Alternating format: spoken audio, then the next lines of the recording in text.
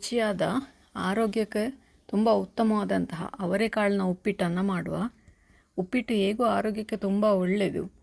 ಇವತ್ತು ಅದನ್ನು ಇನ್ನಷ್ಟು ಹೆಲ್ದಿ ಹೇಗೆ ಮಾಡೋದು ಅಂತ ಹೇಳೋದನ್ನು ನೋಡುವ ಇವತ್ತು. ಹಾಯ್, ನಾನು ಆಶಾ ಚಂದ್ರ ಭಟ್. ಆಶಾ ಸ್ನಳಪಾಕಕ್ಕೆ ನಿಮಗೆಲ್ಲರಿಗೂ ಸ್ವಾಗತ. ಈಗ ಅವರೆಕಾಳಿನ ಸೀಸನ್. ಎಲ್ಲಿ ನೋಡಿದರೂ ಯಾವ ಅಂಗಡಿಗಳಲ್ಲಿ, ತರಕಾರಿ ಅಂಗಡಿಗಳಲ್ಲಿ ನೋಡಿದರೂ ನಮಗೆ ಅವರೆಕಾಳು ಸಿಗ್ತದೆ. ಹಾಗೆ ಅವರೆಕಾಳು ತಂದು ಸೀಸನಲ್ಲಿ ನಿಮಗೆ ಯಾವ ಫ್ರೂಟ್ಸ್ ಅಥವಾ ತರಕಾರಿಗಳು ಸಿಗ್ತದೆ ಅದನ್ನು ನೀವು ಯಾವಾಗಲೂ ಉಪಯೋಗಿಸ್ತಾ ಇರಬೇಕು. ಅದು ಆರೋಗ್ಯಕ್ಕೆ ತುಂಬ ಒಳ್ಳೆಯದು. ಸೀಸನಲ್ಲಿ ನಿಮಗೆ ಕೆಲವು ಸೀಸನಲ್ಲಿ ಈಗ ಆರೆಂಜ್ ಸಿಗ್ತದೆ, ಹಾಗೆ ಅವರೆಕಾಳು ಸಿಗ್ತದೆ, ಫ್ರೆಶ್ ಬಟಾಣಿ ಸಿಗ್ತದೆ. ಅಂಥದ್ದನ್ನೆಲ್ಲ ಈಗ ತಂದು ಮಾಡಬೇಕು. ಇವತ್ತು ನಾವು ಅವರೆಕಾಳನ್ನು ಉಪಯೋಗಿಸ್ಕೊಂಡು ಒಂದು ಉಪ್ಪಿಟ್ಟು ಮಾಡುವ. ಮೊದಲಿಗೆ ಒಂದು ಬಾಣಲೆಯನ್ನು ಇಟ್ಕೊಂಡು ನಾನಿದನ್ನು ತುಪ್ಪದಲ್ಲೇ ಮಾಡ್ತಾ ಇದ್ದೇನೆ. ಇದನ್ನು ತುಪ್ಪದಲ್ಲೇ ಸಾಧ್ಯವಾದಷ್ಟು ಮಾಡಿ, ಅದು ತುಂಬ ರುಚಿಯಾಗಿರ್ತದೆ ಎಣ್ಣೆಗಿಂತ. 2 ಚಮಚದಷ್ಟು ತುಪ್ಪ ಹಾಕ್ಕೊಂಡಿದ್ದೇನೆ. ತುಪ್ಪ ಒಂದು ಸ್ವಲ್ಪ ಬಿಸಿ ಆಗ್ತಾ ಇದ್ದ ಹಾಗೆ ಅರ್ಧ ಟೀ ಸ್ಪೂನ್ ಉದ್ದಿನಬೇಳೆ, ಅರ್ಧ ಟೀ ಸ್ಪೂನ್ ಸಾಸಿವೆ, ಹಾಗೆಯೇ 1-2 ದಂಡು ಕರಿಬೇವು, 1-2 ಹಸಿಮೆಣಸು ಖಾರಕ್ಕೆ. ಇಲ್ಲಿ ಗಾಂಧಾರಿ ಮೆಣಸಿದ್ರೆ ಗಾಂಧಾರಿ ಮೆಣಸು ಹಾಕ್ಕೊಳ್ಬೋದು, ಇಲ್ಲದಿದ್ದರೆ ಹಸಿಮೆಣಸು ಹಾಕ್ಕೊಳ್ಬೋದು. 1 ನಿಮಿಷ ಅದನ್ನು ಫ್ರೈ ಮಾಡ್ಕೊಳ್ಳಿ. ಫ್ರೈ ಮಾಡಿದ ನಂತರ ಒಂದು ದೊಡ್ಡ ಈರುಳ್ಳಿಯನ್ನು ಸಣ್ಣದಾಗಿ ಹೆಚ್ಚಿ ಹಾಕಿಕೊಳ್ತಾ ಇದ್ದೇನೆ. ಇದೆಲ್ಲವೂ ಕೂಡ ಆರೋಗ್ಯಕ್ಕೆ ಒಳ್ಳೆಯದಿರುವಂತಹ ತರಕಾರಿಗಳನ್ನೇ ಹಾಕಬೇಕು. ಕ್ಯಾರೆಟ್ ಬೇಕಾದರೆ ಕ್ಯಾರೆಟ್ ಹಾಕ್ಕೊಳ್ಬೋದು ತುರಿದು, ಹಾಗೆಯೇ ಸಣ್ಣ ಬೀನ್ಸ್ ಬೇಕಾದ್ರೆ ಬೀನ್ಸ್ ಹೆಚ್ಚಿ ಹಾಕ್ಕೊಳ್ಬೋದು. ನಾನಿಲ್ಲಿ ಅವರೆಕಾಳು ಮಾಡ್ತಾ ಇರುವ ಕಾರಣ ಅವರೆಕಾಳನ್ನೇ ಮೇಯ್ನಾಗಿ ಇಟ್ಕೊಳ್ತಾ ಇದ್ದೇನೆ. ಇದಕ್ಕೆ 1 ಟೊಮೆಟೊ ಹೆಚ್ಚಿ ಹಾಕ್ತಾ ಇದ್ದೇನೆ. ಟೊಮೆಟೊ ಹಾಕೋದ್ರಿಂದ ಅದಕ್ಕೊಂದು ಸ್ವಲ್ಪ ಹುಳಿ ಫ್ಲೇವರ್ ಬರ್ತದೆ. ಈಗ 1 ಕಪ್ಪಷ್ಟು ಅವರೆಕಾಳನ್ನು ಸಿಪ್ಪೆ ತೆಗೆದು ತೊಳೆದು ಕ್ಲೀನ್ ಮಾಡಿ ಹಾಕ್ತಾ ಇದ್ದೇನೆ.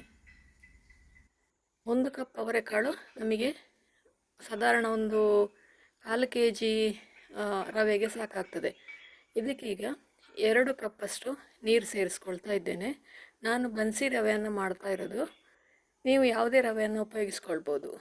ಇದಕ್ಕೀಗ ಒಂದು 2 ಚಿಟಿಕೆಯಷ್ಟು ಅರಶಿನ, ರುಚಿಗೆ ಬೇಕಾದಷ್ಟು ಉಪ್ಪು ಹಾಕ್ಕೊಂಡು ಚೆನ್ನಾಗಿ ಕುದೀಲಿ. ಒಂದು 2-3 ನಿಮಿಷವರೆಗೆ ಅದು ಚೆನ್ನಾಗಿ ಕುದೀಲಿ. ಯಾಕೆಂದರೆ ಅವರೆಕಾಳನ್ನು ನಾವೇನು ಬೇಯಿಸಿಲ್ಲ. ಹಾಗೆಯೇ ಎಳೆಯ ಅವರೆಕಾಳನ್ನು ಹಾಕಿ. ನಾನು ನೋಡಿ ಇಲ್ಲಿ 1 ಕಪ್ಪಷ್ಟು ಬನ್ಸಿ ರವೆ ಹಾಕ್ತಾ ಇದ್ದೇನೆ.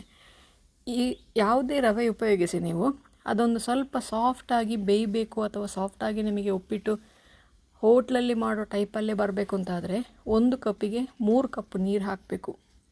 ನೀವು ಯಾವ ರವೆ ಬೇಕಾದರೂ ಹಾಕಿ. ಬನ್ಸಿ ಹಾಕೋದಾದರೆ ಒಂದು ಸ್ವಲ್ಪ ಜಾಸ್ತಿನೇ ಹಾಕಿದರೆ ರುಚಿಯಾಗಿರ್ತದೆ.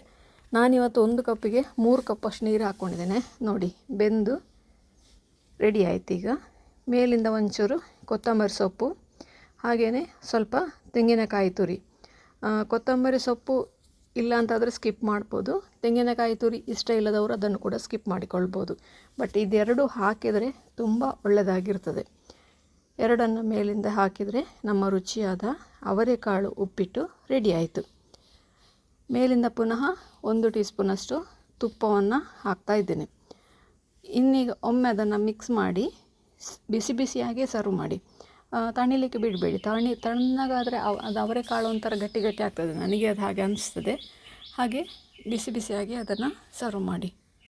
ನೀವು ಕೂಡ ಒಮ್ಮೆ ಈ ಸೀಸನಲ್ಲಿ ಖಂಡಿತ ಟ್ರೈ ಮಾಡಿ ನೋಡಿ. ಈಗ ಎಲ್ಲ ತರಕಾರಿ ಅಂಗಡಿಗಳಲ್ಲಿ ಕೂಡ ಸಿಗ್ತದೆ. ನೀವು ಕೂಡ ಒಮ್ಮೆ ಟ್ರೈ ಮಾಡಿ ಹೇಗಾಯಿತು ಅಂತೇಳಿ ಕಮೆಂಟ್ ಮೂಲಕ ನನಗೆ ತಿಳಿಸಿ. ಲೈಕ್ ಕೊಟ್ಟು ಶೇರ್ ಮಾಡಿ. ನೀವು ಇನ್ನೂ ನಮ್ಮ ಚಾನಲನ್ನು ಸಬ್ಸ್ಕ್ರೈಬ್ ಮಾಡಿಕೊಳ್ಳಿಲ್ಲ, ಸಬ್ಸ್ಕ್ರೈಬ್ ಮಾಡಿಕೊಂಡು ಪಕ್ಕದಲ್ಲೇ ಇರುವ ಬೆಲ್ ಐಕಾನನ್ನು ಒತ್ತಿ ನಮ್ಮನ್ನು ಸಪೋರ್ಟ್ ಮಾಡಿ. ನಮ್ಮ ಮುಂದಿನ ವಿಡಿಯೋದಲ್ಲಿ ಇನ್ನೊಂದು ಹೊಸ ಅಡುಗೆಯೊಂದಿಗೆ, ಇನ್ನೊಂದು ಹೆಲ್ದಿ ರೆಸಿಪಿಯೊಂದಿಗೆ ಪುನಃ ನಿಮ್ಮನ್ನು ಭೇಟಿಯಾಗ್ತೇನೆ. ಧನ್ಯವಾದಗಳು.